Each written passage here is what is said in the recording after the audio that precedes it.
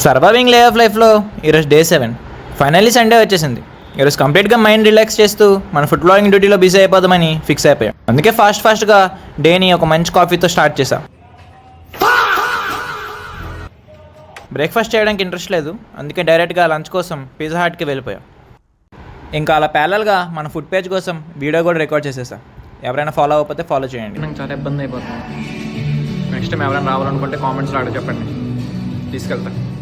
ఇంక రూమ్కి వచ్చి కొంచెం రిలాక్స్ అయిన తర్వాత ప్రోటీన్ ఇంటేక్ కోసం ఎగ్స్ తీసుకుని వచ్చాం. మధ్యాహ్నం తిన్న పిజ్జా అంతేం బాగాలేదు. ఎక్స్పెక్టేషన్కి రియాలిటీకి సంబంధం లేకుండా పోయింది. నైట్కి ఆ మూడు అలాగే వదిలేయకూడదు కదా, వెంటనే రికవరీ ప్లాన్ మొదలెట్టాం. డైరెక్ట్గా చికెన్ షాప్కి వెళ్ళి మంచి చికెన్ తెచ్చి నా స్టైల్లో సెట్ చేసుకున్నాం.